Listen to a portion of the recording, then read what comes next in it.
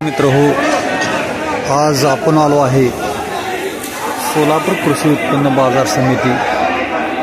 मित्र हो, आज सोलापूर कृषी उत्पन्न बाजार समितीमध्ये 250 गाड्यांची आवक असून आजही मार्केट कालच्या प्रमाणच असल्याचं या ठिकाणी जाणवत असून आज महाराष्ट्रामध्येच जवळजवळ सरासरी 2 लाख क्विंटल इतकी आवक असून संपूर्ण देशामध्ये मार्केटचा रेट हा जवळजवळ समसमान असल्याचं दिसत येत असून फक्त तामिळनाडू व केरळ या 2 राज्यामध्येच कांद्याचे दर हे 4,000 पासून ते 5,500-6 हजारापर्यंत आहेत। मात्र केरळ व तामिळनाडू वगळता इतर सर्व राज्यामध्ये 2,000 पासून ते 2,500 पर्यंत सरासरी कांद्याचे दर आहेत। तर मित्रहो, आपण लवकरच पाहूया सोलापूर कृषी उत्पन्न बाजार समितीमधील कांद्याचे लिलाव।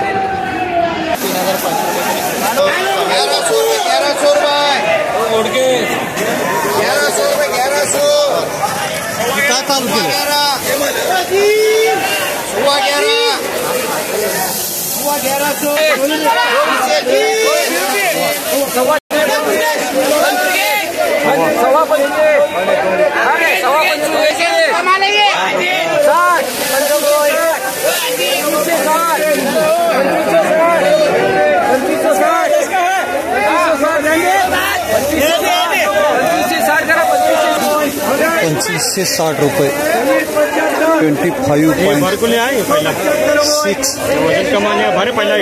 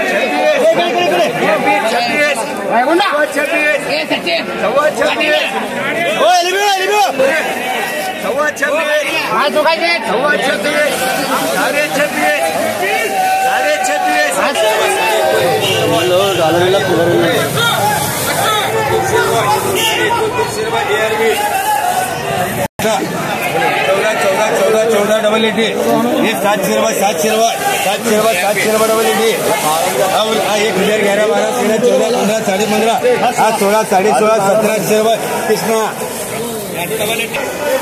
1700 रुपये 17 रुपये किलो 17 रुपीज पर केजी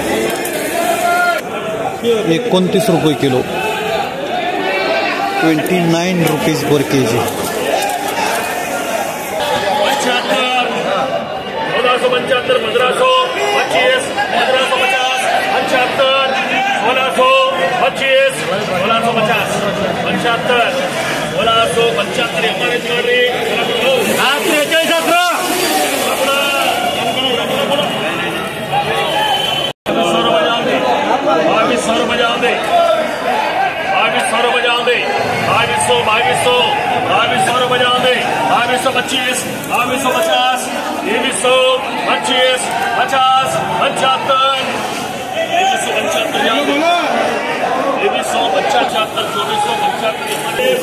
₹2475 नवीन माल 24.75 पैसे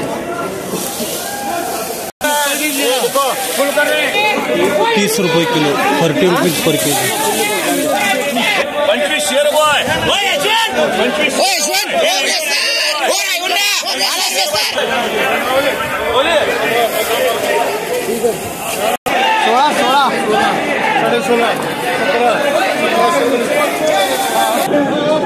17 रुपये किलो 17 रुपीज पर केजी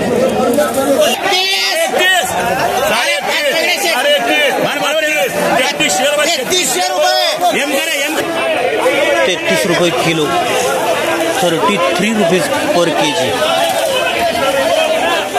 2825 रुपये, 2825 रुपये.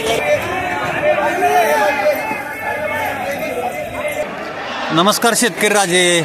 नमस्कार. काय कसा गेला आज तुमचा कांदा? आज आपला कांदा 32 रुपयाने गेला. बर, एकूण आज किती आणला होता कांदा? 105 पाकिट. 105 पाकिट. बर, एक नंबर कसा गेला? 3200. 2 नंबर 2900. 3 नंबर 2400.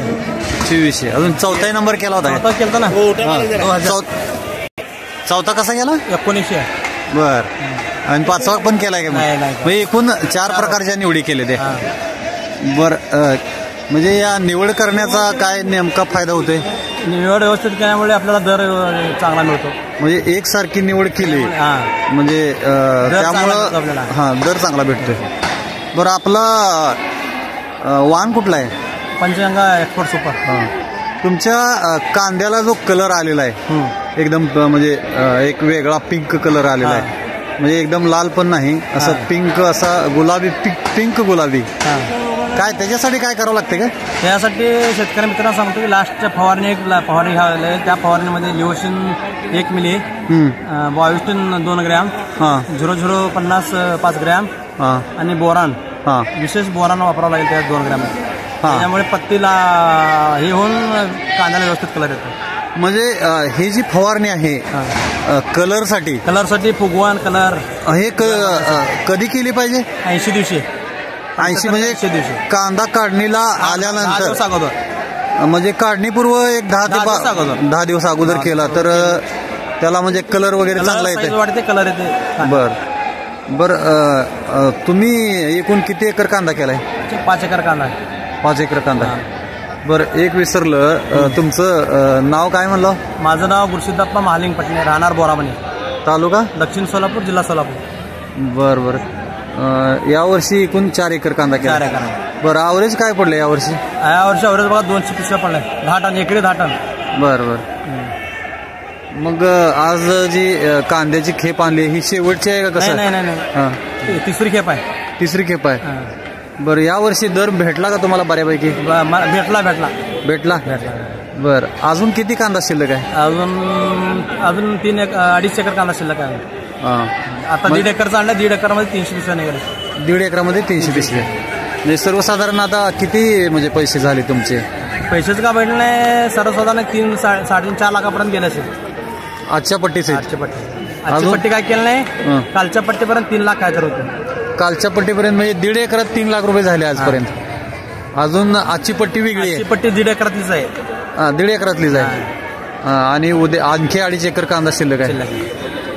बरं, तुम्ही काय लागण केली होती का पेरणी केली होती? लागण रोप टाकून लागण केली. कुठल्या महिन्यात मध्ये लागण केली होती?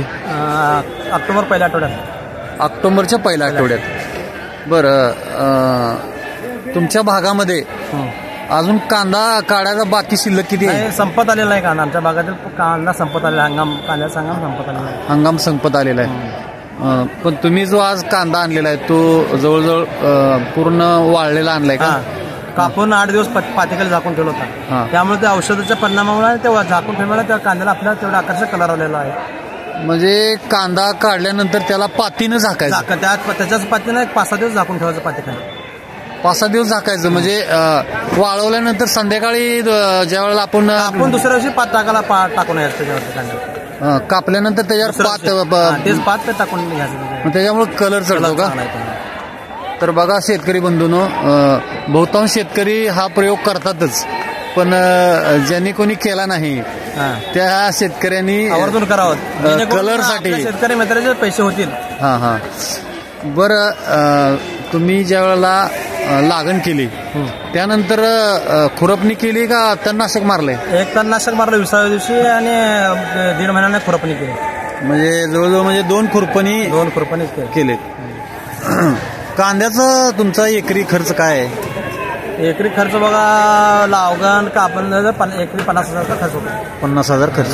कापणीचं किती एकर क्षेत्र आहे तुमच्याकडे? एकूण 10 एकर क्षेत्र आहे. बरं, म्हणजे पावसाची जोर आहे का उन्हाळ्यात पाणी असते? विहिरीला आहे ना, हंगाम आहे. म्हणजे उन्हाळ्यात पाणी नाही नसतं नसतं. मग तुम्ही वर्षातून 10 एकरामध्ये किती पिकं घेताय? 2-3 गहू, ज्वारी आणि कांदा.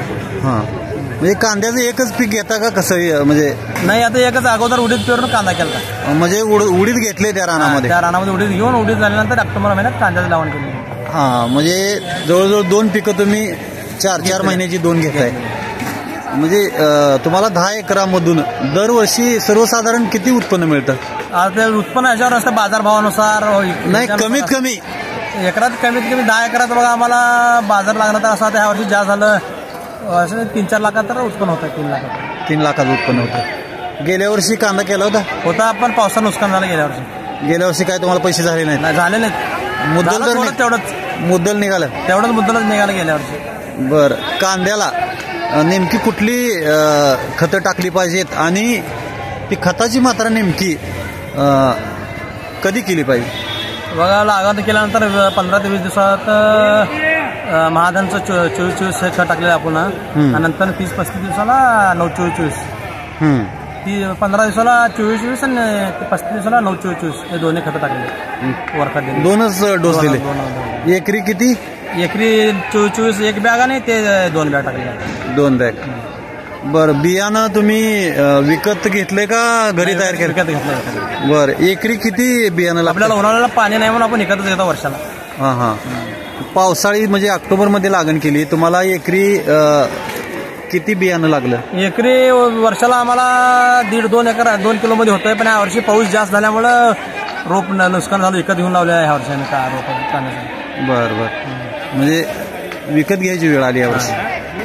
बरं, शेतकऱ्यांना अजून कांद्याविषयी काय मंत्र द्याल? काय नाही, एवढंच सांगू, व्यवस्थित पिकवा, व्यवस्थित पैसे कमवा. शेतीचा जे व्यवसाय आहे तो कसा वाटतोय? चांगला आहे. म्हणजे नोकरीच्या पटीमध्ये चांगला आहे. म्हणजे कष्ट केलं तर शेतीमध्ये करिअर आहे का? आहे. म्हणजे नवतंत्रज्ञानाचा जर वापर केला तरुणांनी तर काय असं वेगळा बदल? कसं नोकरीत मन लावून काम करताना तसं शेतीत मन लावून काम केलं ना, करिअर आहे. शेतीत पण करिअर आहे. तर तेच आता बरेच शेतकरी म्हणतात शेती परवडत नाही, शासनाचं धोरण पूरक नाही. इंदोरकर महाराज म्हणले का बांधावर उभारून शेती केल्यावर शेती कधीच परवडत नाही. त्यासाठी शेतीचं काम करावं लागतं. शेतीला वाहून घ्यावं लागतं, मग पैसे होणार. आणि कसं शेती निसर्गावर अवलंबून आहे. त्यावेळेस निसर्ग व्यवस्थित होईल त्यावेळेस शेती टिकते. एखाद्या वर्षी निसर्गाचा कोप झाला तर त्यावर्षी नुकसान होईल. धन्यवाद. तर मित्र, हे होते बोरामणीचे पटणे शेतकरी की ते दरवर्षी शेतामधून आपल्या कुटुंबाला पुरेसं उत्पन्न काढतात आणि शेती धंद्यामध्ये चांगलं कष्ट केलं तर चांगलं करिअर बनतं, असा संदेश त्यांनी या व्हिडिओच्या माध्यमातून दिला असून पटणे साहेब, तुम्ही आज 89 मराठीसोबत बातचीत केली त्याबद्दल मी आपला आभारी आहे. तुमच्या कष्टाला असंच यश लाभो ही अपेक्षा करतो आणि इथेच थांबतो. धन्यवाद. नमस्कार.